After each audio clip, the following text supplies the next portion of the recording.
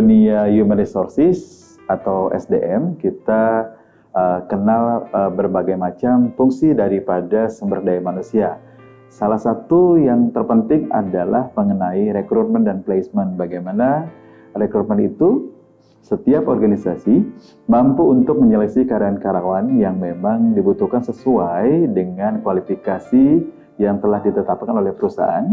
Tentu saja syarat dengan kompetensi dan perilaku yang sesuai dengan posisi-posisi yang memang sedang dilakukan seleksi oleh perusahaan. Nah, tentu saja dalam proses ini pasti banyak tools atau instrumen-instrumen atau tes yang dilakukan oleh perusahaan untuk melakukan seleksi karyawan.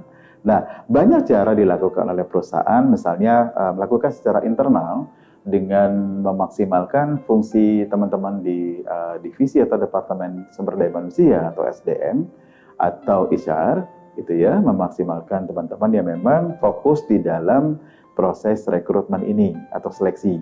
Nah, biasanya adalah beberapa tools dipakai untuk membantu bagaimana untuk memberikan profil yang cocok sesuai dengan kualifikasi yang memang yang sudah ditetapkan di dalam match nggak dengan posisi yang dilamar oleh dari masing-masing kandidat. Nah, ada salah satu tools yang menarik untuk membantu teman-teman di SDM, khususnya di teman-teman di tim rekrutmen, adalah bagaimana mengetahui bahwa sebenarnya kita bisa melihat profil dari seorang kandidat gitu ya dengan begitu banyak dimensi, sekaligus juga kita bisa membantu untuk menggali dari sisi integritas. Nah, ini sulitnya karena ada sebagian alat tes ini yang memang agak sulit untuk mengukur bagaimana tingkat integritas seseorang gitu ya. Salah satunya bagaimana mendeteksi fraud gitu ya, mendeteksi apakah kandidat ini punya potensi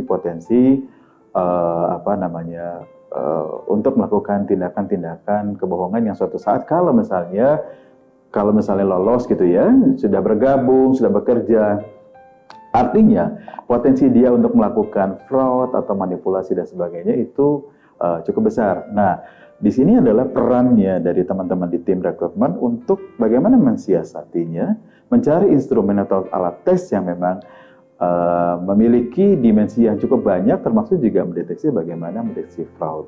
Nah, salah satu terpenting adalah saya akan sampaikan bahwa sebenarnya dari tulisan tangan itu banyak bisa membantu untuk mendeteksi hal-hal yang memang tidak terukur atau tidak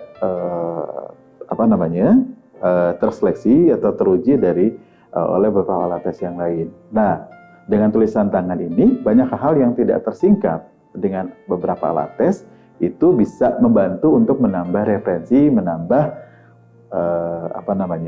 informasi untuk memperkuat pengambilan keputusan apakah kandidat ini nanti artinya akan kita rekrut atau tidak.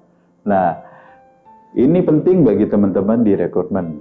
Artinya diupayakan bahwa artinya is okay. Artinya memang menggunakan alat tes ini yang sudah dilakukan memang tentu saja memiliki akurasi yang tinggi.